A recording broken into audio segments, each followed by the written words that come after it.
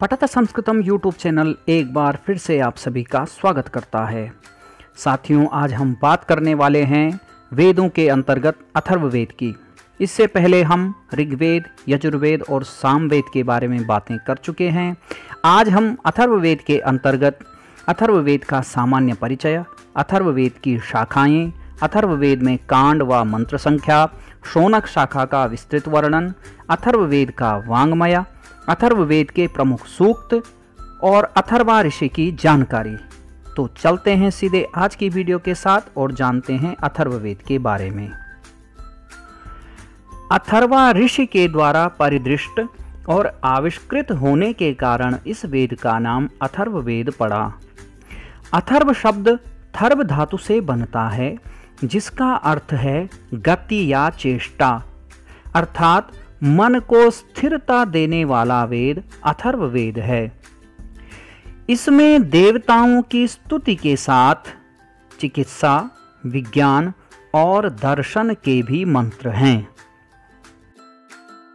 भूगोल, खगोल, वनस्पति विद्या, असंख्य जड़ी बूटियां, आयुर्वेद, गंभीर से गंभीर रोगों की चिकित्सा, अर्थशास्त्र के मौलिक सिद्धांत, राजनीति की गुह्य तत्व, राष्ट्रभूमि की महिमा, शल्य चिकित्सा, कृमियों से उत्पन्न होने वाले रोगों का विवेचन, मृत्यु को दूर करने के उपाय, मोक्ष, प्रजनन विज्ञान आदि सैकड़ों लोकोपकारक विषयों का निरूपण अथर्ववेद में है।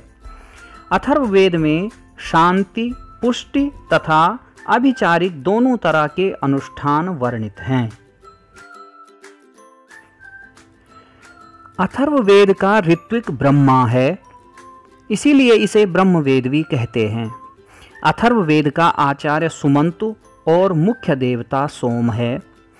इसके अन्य नाम अथर्वांगी रसिवेद, भृग्वांगी रावेद, क्षत्रवेद, भैषज्यवेद, छंदोवेद और महीवेद हैं।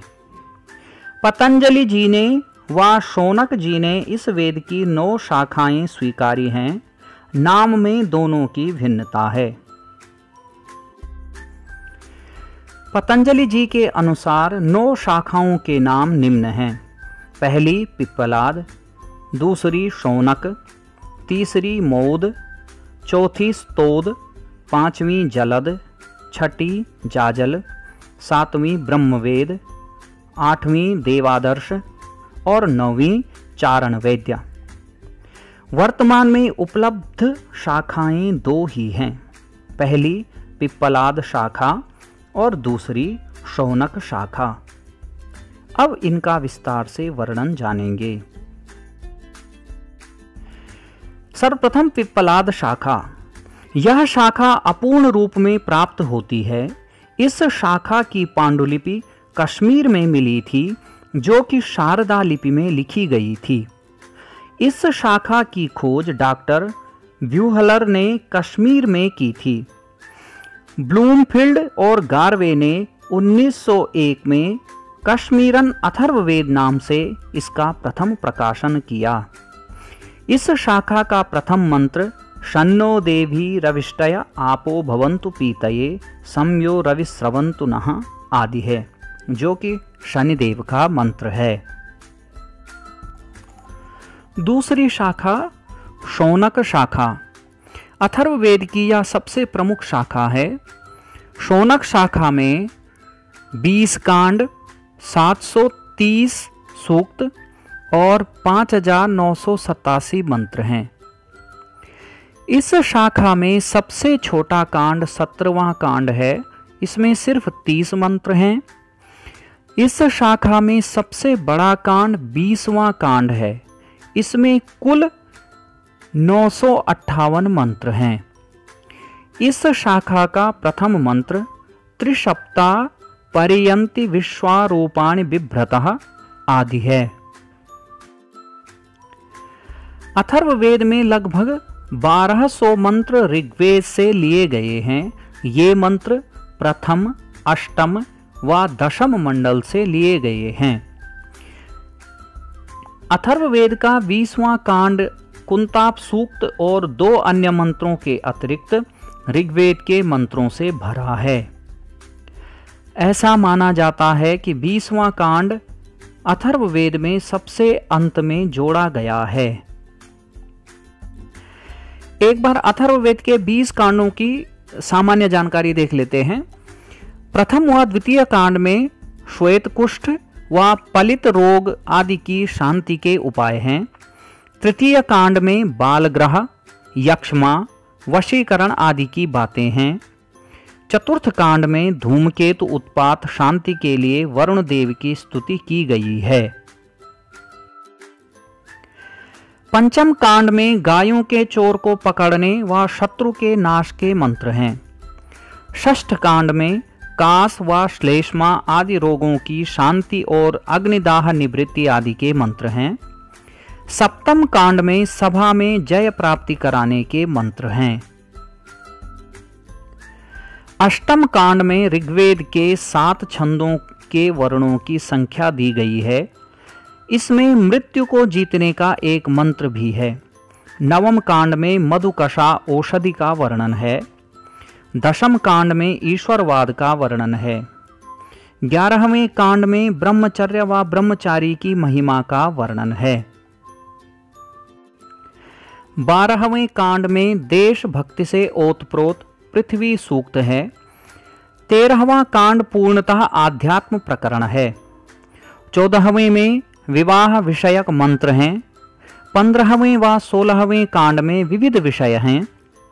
17वें कांड में अभ्युदय के लिए प्रार्थना व दार्शनिक बातें हैं।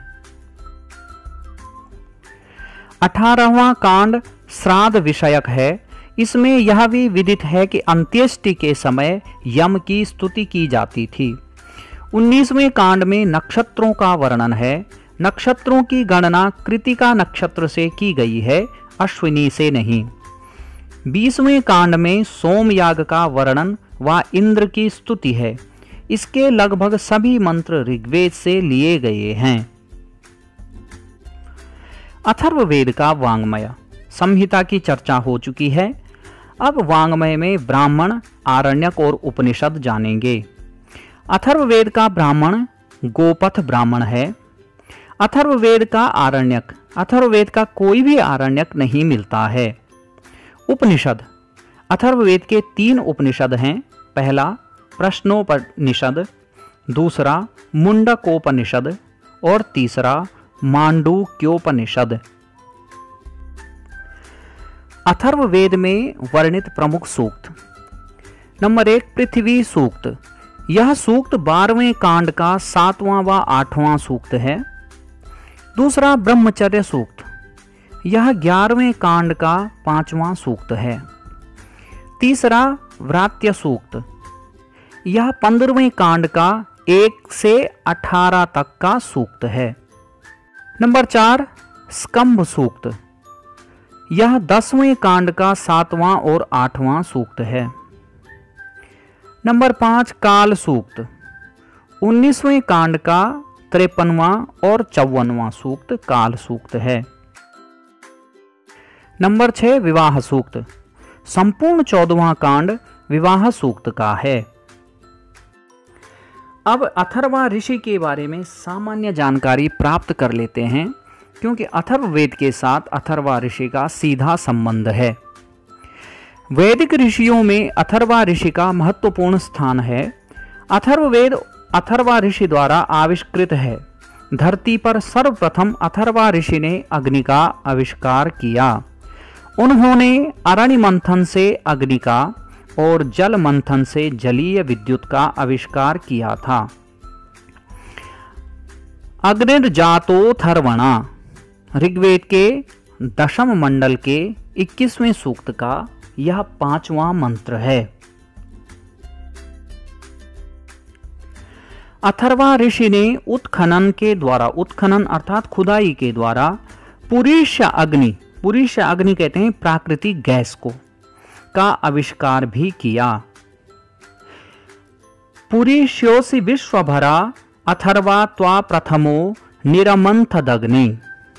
यजुर्वेद में यह मंत्र है, जो कि 11वें अध्याय का 32वां मंत्र है। इस प्रकार पठत संस्कृतम यूट्यूब चैनल ने आज आप सभी को अथर्ववेद के बारे में सामान्य जानकारी प्रदान की। उम्मीद है कि यह वीडियो आपको अवश्य ही पसंद आएगी और आपके परीक्षाओं के लिए उपयोगी भी साबित होगी। साथियों, यदि आपने हमारा चैनल अभी तक सब्सक्राइब नहीं किया है, आप हमारे चैनल को सब्सक्राइब करना ना भूलें। वीडियो अच्छी लगे तो वीडियो को लाइक करें, शेयर करें। मिलेंगे बहुत जल्द एक और वीडियो के साथ। धन्यवाद।